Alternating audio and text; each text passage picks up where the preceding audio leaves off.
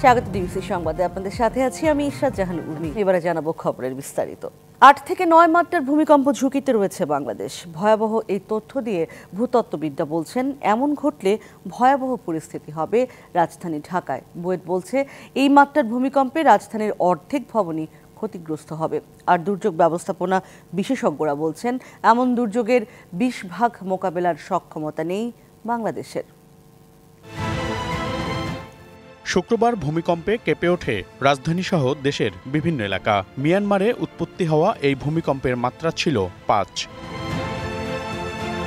এছাড়া গত বছরের অক্টোবরে দেশের ভেতরে এবং সীমান্তের কাছাকাছি এলাকায় পরপর ২ দফা ভূমিকম্প হয়। পরিসংখ্যান বলছে, গেল ২ বছরে দেশের ভেতরে অনুভূত হওয়া এমন ভূমিকম্পনের সংখ্যা ১৫টিরও বেশি, যার বেশিরভাগই ছিল মৃদু বা মাঝারি মাত্রার। তবে ভয়াবহ বিষয় হচ্ছে, ৯ মাত্রা পর্যন্ত অতি তীব্র ভূমিকম্পের ঝুঁকিতে রয়েছে বাংলাদেশ। ভূতত্ত্ববিদরা বলছেন, তিব্বত, ইন্ডিয়ান ও বার্মিজ প্লেটের যে সংযোগস্থল ভূমিকম্পের বড় ঝুঁকি তৈরি করেছে, তার অবস্থান বাংলাদেশের ভেতরেই, এবং এই প্লেট প্রতি বছর পরস্পরের দিকে আগাচ্ছে কয়েক সেন্টিমিটার করে, যাতে আরও বাড়ছে ঝুঁকি। ভূতত্ত্ববিদ অধ্যাপক সৈয়দ হুমায়ুন আখতারের মতে, বাংলাদেশের ভেতরে থাকা ফল্টে ৮ থেকে ৯ মাত্রার ভূমিকম্প হবার মতো শক্তি তৈরি হয়েছে। এই যে আটকে থাকা, এটাকে আমরা বলি লকড জোন। সো এই লক জোন থাকার কারণে এটা আরও আমাদের জন্য বিপজ্জনক। ৮.২ থেকে ৯ মাত্রার ভূমিকম্প সৃষ্টি হওয়ার মতো শক্তি এখানে জমা হয়ে আছে।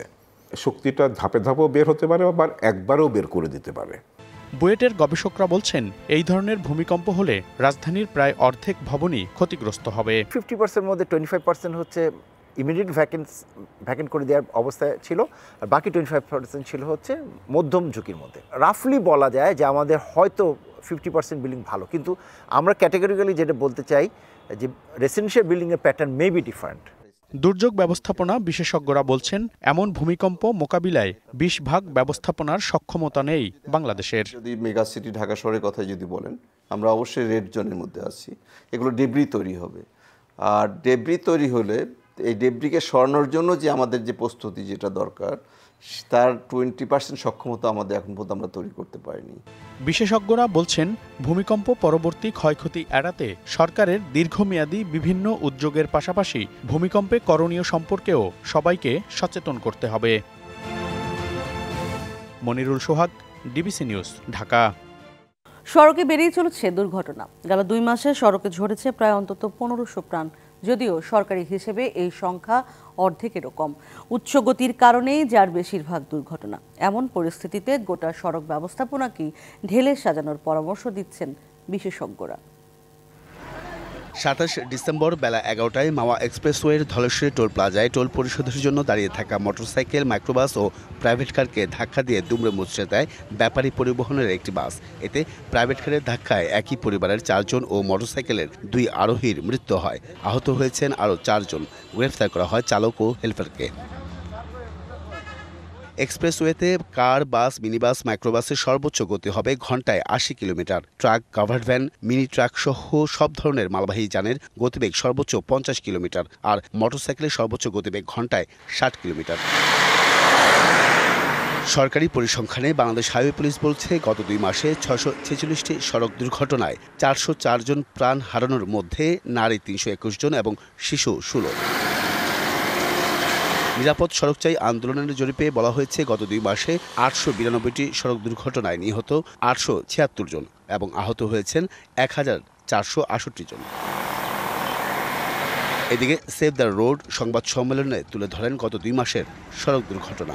তাতে বলা হয়, ৭,০০০-এর অধিক দুর্ঘটনায় প্রাণ হারিয়েছেন ১,২৫৮ জন যাত্রী।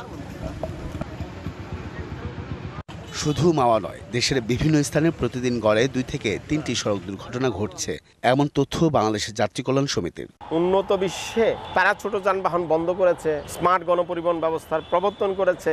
তারা সড়ক নিরাপত্তার জন্য সড়কের রোড সাইন, রোড মার্কিং, আলোকবাতি এবং যে সমস্ত ইন্ডিকেটরগুলোতে তারা কাজ করেছে, আমাদেরকে সেদিকে দাবিত হতে হবে। এদিকে ARI ডিবিসি নিউজকে মুঠোফোনে জানায়, দেশের প্রতিটি সড়কে 20 মিনিট পরপর ট্রাফিক ব্যবস্থা বিষয়ে সতর্ক করতে হবে চালকদের।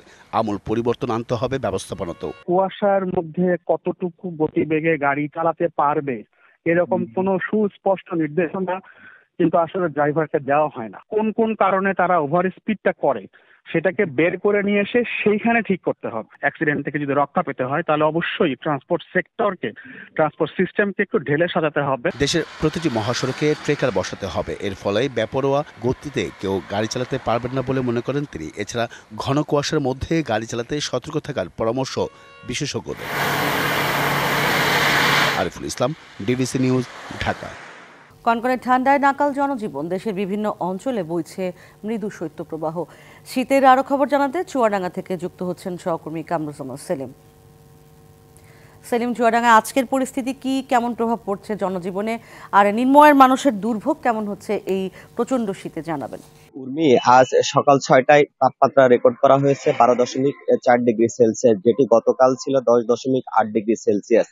গতকালের চেয়ে আজকে তাপমাত্রা কিছুটা বাড়লেও কিন্তু মানুষের দুর্ভোগ কিন্তু কমেনি। প্রচন্ড ঠান্ডায় আমরা দেখেছি যারা শ্রমজীবী মানুষ রয়েছে তারা কিন্তু বেশ বিপাকে পড়েছে। তারা কাজে বের হচ্ছে, অনেকে কাজ পাচ্ছে, অনেকে কাজ না পেয়ে ফিরে আসছে। এতে করে কিন্তু তাদের বেশ সমস্যার সম্মুখীন হতে হচ্ছে। আমরা শহরের বিভিন্ন জায়গায় ঘুরে দেখেছি, বিশেষ করে শীতার্ত মানুষ যারা ছিন্নমূল মানুষ রয়েছে তারা কিন্তু খড়কুটো জ্বালিয়ে শীত নিবারণের চেষ্টা করছে, কিন্তু সেই বৃথা কিন্তু হচ্ছে। কারণ এই তীব্র শীতে, বিশেষ করে পৌষের কনকনে ঠান্ডায় কিন্তু মানুষের জনজীবন একেবারে বিপর্যস্ত হয়ে উঠেছে। আমরা সরকারিভাবে জেলা প্রশাসনের পক্ষ থেকে কিন্তু শীতার্ত মানুষের মাঝে এর আগে প্রায় 15,000 কম্বল বিতরণে দেখেছি, কিন্তু সেটি কিন্তু প্রয়োজনের তুলনায় একেবারে অপ্রতুল। যারা ছিন্নমূল অসহায় মানুষ রয়েছে তারা বলছে যে এটা তাদেরকে এখনো পর্যন্ত সরকারিভাবে যে শীতবস্ত্র বিতরণ তারা এখনো পায়নি। তাদের পক্ষ থেকে যেটি বলা হচ্ছে যে আরো তাদের শীতবস্ত্র বিতরণের প্রয়োজন। এছাড়া কিন্তু আমরা হাসপাতালগুলোতে আমরা দেখেছি সেখানে কিন্তু বিশেষ করে বয়স্ক এবং শিশু রোগীর সংখ্যা বেড়েছে। এই শীতজনিত বিভিন্ন রোগে, বিশেষ করে ডায়রিয়া, নিউমোনিয়া রোগী কিন্তু বেশি ভর্তি হচ্ছে। আমরা শিশু বিশেষজ্ঞদের সাথে কথা বলেছি, তারা যেটি বলছে চুয়াডাঙ্গা সদর হাসপাতালের বহির্বিভাগে প্রতিদিন প্রায় 200 থেকে 250 রোগী শীতজনিত বিভিন্ন রোগে ভর্তি হচ্ছে এবং আন্তঃবিভাগে প্রতিদিন 50 থেকে 60 জন রোগী ভর্তি হচ্ছে।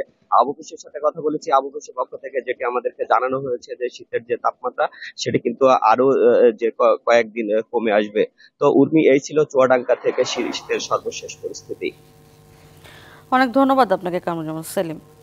শেখ মুজিবুর রহমানের নাতনি ও যুক্তরাজ্যে ক্ষমতাসীন লেবার পার্টির মন্ত্রী টিউলিপ সিদ্দিককে বিনামূল্যে একটি ফ্ল্যাট দিয়েছিলেন আব্দুল মোতালিফ নামের একজন আবাসন ব্যবসায়ী।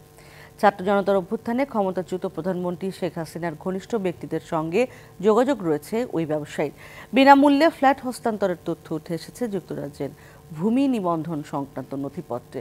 ওই নথিপত্রের ভিত্তিতে একটি প্রতিবেদন প্রকাশ করেছে যুক্তরাজ্য ভিত্তিক সংবাদ মাধ্যম ফিনান্সিয়াল টাইমস। ফ্ল্যাটটি লন্ডনের কিংস ক্রস এলাকার কাছে অবস্থিত। 2004 সালে ফ্ল্যাটটি টিউলিপকে দেওয়া হয়। টিউলিপ সিদ্দিক বর্তমানে যুক্তরাজ্যের অর্থ মন্ত্রণালয়ের ইকোনমিক সেক্রেটারি হিসেবে দায়িত্ব পালন করছেন। ডিবিসি সংবাদ এই ছিল এখনকার মতো। ডিবিসি নিউজের সংবাদগুলো পড়তে ভিজিট করুন dbcnews.tv আর ভিজিট করুন ডিবিসির ফেসবুক পেজ এবং ইউটিউব চ্যানেল। সঙ্গে থাকুন 24 ঘন্টা।